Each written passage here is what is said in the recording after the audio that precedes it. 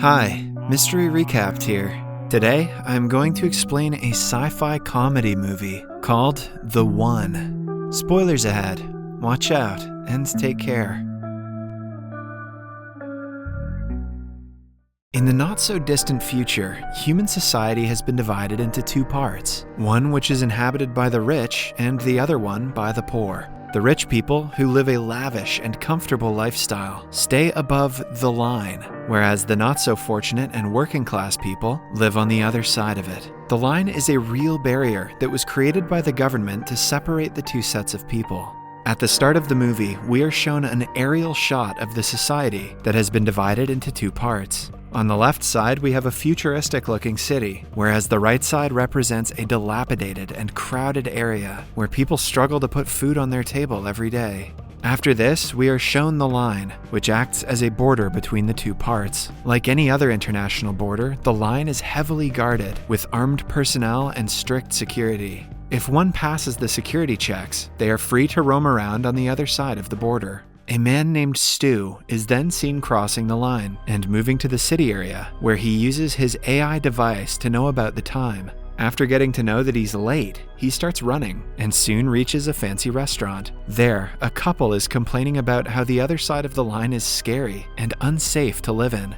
Soon, Stu approaches his friend, who recently got engaged with a man. After the introductions, Stu starts chugging his favorite beer, which his friends find weird. Turns out that Stu was born below the line and lived there until he was 18. His family moved to the other side when his mother made a famous app and got rich from it. We also get to know that the people above the line are assigned dates right from their birth, but the people on the other side have to find their own dates. Hence, Stu is yet to find a girlfriend. He also fears that he will die alone.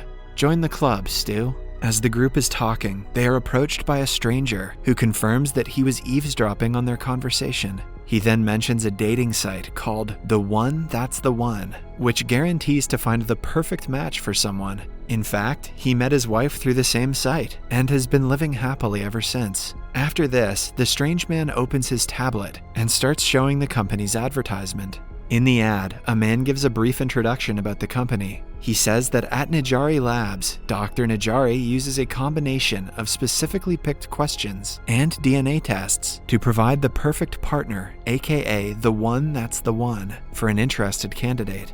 Following this, he starts dancing in a weird manner, which is longer than the actual advertisement itself. Gotta get the video to that 10-minute mark for YouTube.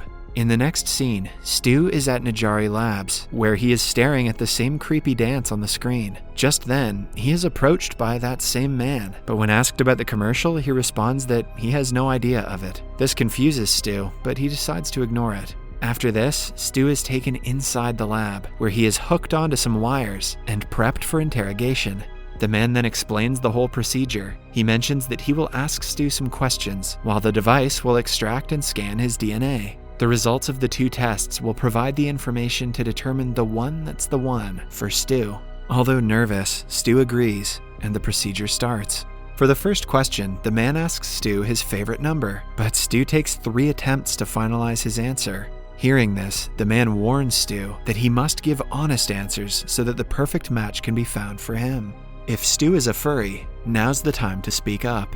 After this, the man asks some very irrelevant questions, which are totally not related to the subject. Despite this, Stu tries his best to answer them. After a while, the procedure is finally over, and Stu is asked to sign over a legal document. He then pays the fee through his digital hands, and gets notified that his partner will be arriving at his home sharp at midnight. The quick processing time stuns Stu, but he thanks the man and departs without any further questions. Later, Stu is at his luxurious apartment, where he is all dressed up and waiting for his partner to arrive. It is 11:45 p.m., and Stu is practicing his conversation skills. Time passes by and it is 15 past midnight, but still no one arrives at the door.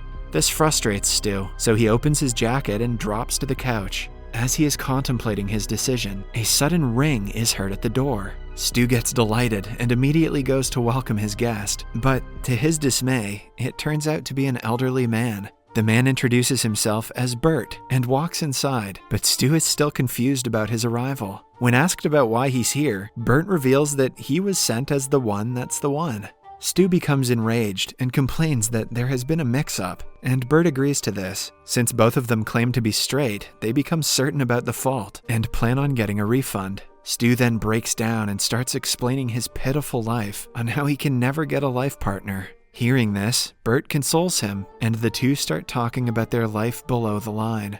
Turns out that Burt was a car dealer there before he got transferred above the line. After the conversation, as Burt prepares to leave, Stu invites him to stay for dinner, and the old man agrees. They then decide to go to Al's restaurant, which is situated below the line. Surprisingly, both the men love the place and are regular customers there. Later, they reach the line, where they are thoroughly checked by a bunch of security personnel. After passing the checks, they head towards the restaurant and start conversing about their lives. Even the movies they watch are similar. Just then, the restaurant in charge, Al, comes to take their order, and both of them reply at the same time, "Egg white omelet." "You like eggs too? Let's bang." Furthermore, both of them like the yolks separated and on the side. Here we get to know that the men have a lot of uncanny similarities between them. After finishing their dinner, they greet each other and head separate directions. The next day, Stu goes to Najari Labs and starts calling out for the man. When no one responds, he enters a room and finds Dr. Najari sleeping. Suddenly, Burt approaches from behind, and this startles Stu, causing him to scream. Burt also gets frightened, and he too starts screaming at the top of his voice. The noise awakens Dr. Najari, and unsurprisingly, he starts screaming as well. When the duo ask Dr. Najari for an explanation, he simply rushes inside a vacuum tube and teleports away. As a result, Burt and Stu are left alone, and they eventually decide to go out and have grilled cheese. In a drastic turn of events, the duo end up having a romance, and after this, they start spending quality time with each other. They are deeply in love, and it seems like they are a match made in heaven. In the next scene, Stu takes Burt to meet his parents, but the latter seems to be nervous about it. However, Stu calms him down, saying he likes him the way he is. After a while, Burt finally meets up with his parents, and surprisingly, they are impressed by him. The three then discuss in the living hall and start singing songs from the past, which Stu can't seem to comprehend. Following this, Stu thanks his parents for accepting Burt, despite his old age. However, the parents reply that they are happy to have one more old fogey in the house. Burt then hands over the present he bought for Stu's mother, and it turns out to be a mechanical owl. The duo love it very much, and they request Stu and Burt to stay for dinner, to which they agree.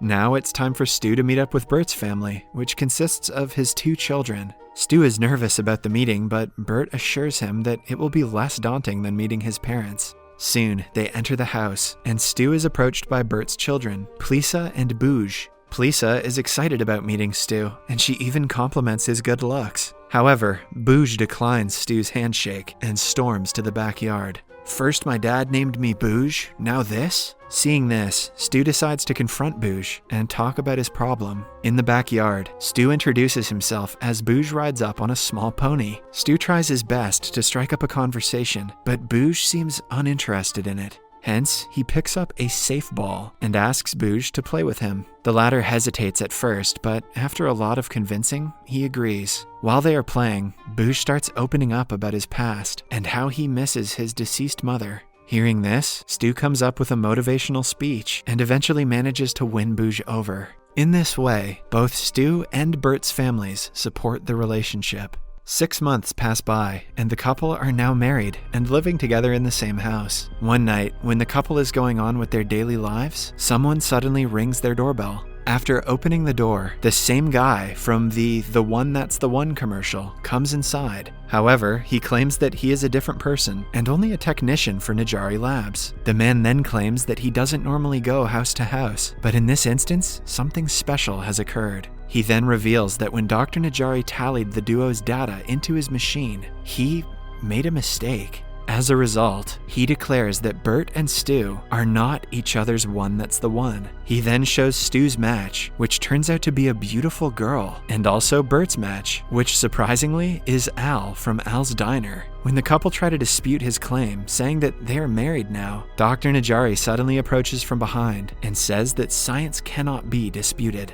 He then states that there is much more at stake, so the couple have to separate and live with their new partners. He also calls his bodyguards, who were standing in the other room the whole time. Left with no other choice, the couple eventually decide to separate and meet their new partners. Stu packs all of his belongings, along with a photograph of him and Burt, and then departs the place. In the next scene, a distraught Stu wanders around the city. Later, he meets up with his new girlfriend, but she seems to dislike all of his habits, including eating the eggs with the yolks left out. Later, while they are at the park, Stu puts some ice cream on her face, like Burt did to him, but this annoys her. Here, Stu realizes that he is simply wasting his time, so he runs to stop Burt, who is about to leave the city. He hurriedly reaches the futuristic station called the Pod Port, but gets there a bit late as Burt enters inside and teleports to another city. Devastated, he starts blaming himself for being late, but right then, Burt approaches him from behind, claiming that he's always late too.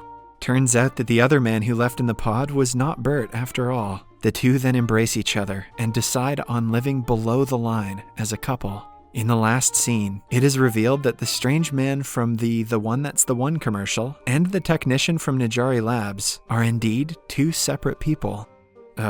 What? Subscribe for more videos like this, turn on notifications, and leave a like to help the channel out. Thank you for watching.